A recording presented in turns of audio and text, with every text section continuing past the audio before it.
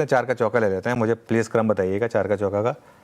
सबसे पहले सस्ता ऑप्शन लेंगे अरुण मंत्री जी से, फिर पंकज जी के पास चलेंगे एफएनओ सुपरस्टार के लिए, कविता जी हैं चार्ट का चमत्कार के लिए, और स्नेहा जी हैं मिड कैप फंडा के लिए। तो अरुण जी बताइए आपका सस्ता ऑप्शन। देखिए, ओवरऑल मोमेंटम जो है नीचे की तरफ काफी स्टॉक्स में नजर आ रहा है, तो एम&एम में एक ब्रेकडाउन के संकेत नजर आ रहे हैं और 3100 के पुट को लेने की सलाह रहेगी।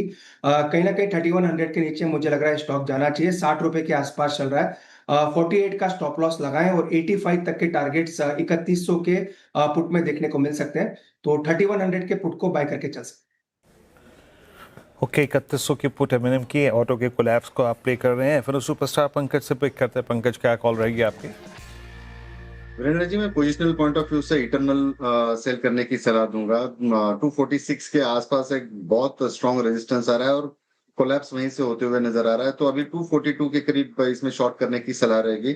स्टॉप लॉस 246.50 का यहाँ पर मेंटेन करेंगे पोजिशनल पॉइंट ऑफ व्यू से। लोअर लेवल पर मुझे लगता है 232 और 225 तक के टारगेट्स यहाँ पर देखने मिल सकते हैं। ओके, इटर्नल भी सेल करना है आपको। ये एफएनओ सुपरस्टार में पंकज जी की पिक हो गई। कविता जी, आप बताइए आपका चार्ट का चमत्कार। तो श्रेया, पीएसयू बैंक्स में प्रेशर आते हुए दिख रहा है एंड फ्रॉम हियर मुझे लगता है बैंक ऑफ बड़ौदा में फर्दर गिरावट बढ़ते हुए दिख सकती है। एज ऑफ नाउ 262 के लेवल पर है, डाउनसाइड सपोर्ट विजिबल है 259 255 के लेवल की तरफ। सो 266 के स्टॉप लॉस के साथ अप्रोच करें for the price move of 255। Okay, चलिए मिड कैप फंडा ले लेते हैं अब स्नेहा जी से। स्नेहा जी बताइए आपका मिड कैप फंडा। मिड कैप फंडा में मेरी पिक है एंजल वन। सो एंजल वन की जो ओवरऑल ऑर्डर रन रेट है उसमें हमने 2-3 महीनों से अच्छी इंप्रूवमेंट देखी है। इनफैक्ट Q4 के नतीजों में भी वो इम्प्रूवमेंट रिफ्लेक्ट हुई है।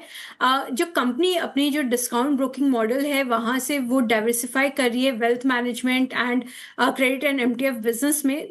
तो इन तीनों सेगमेंट्स में एक अच्छी पिकअप दिखाई दी है, जो कि कंपनी के ओवरऑल रेवेन्यू को काफ़ी रेजिलेंट बनाएगी, अर्निंग्स क्वालिटी को इम्प्रूव करेगी, बिकॉज ब्रोकिंग बिजनेस पे फिर इनकी डिपेंडेंसी समवॉट कम हो जाएगी।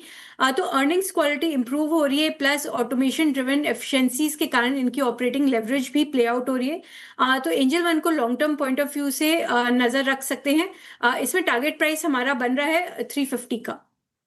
ओके, एंजल वन यहाँ पर बहुत इंटरेस्टिंग है, मोतीलाल ओसवाल रेकमेंड कर रहे हैं एंजल वन बाय करिए।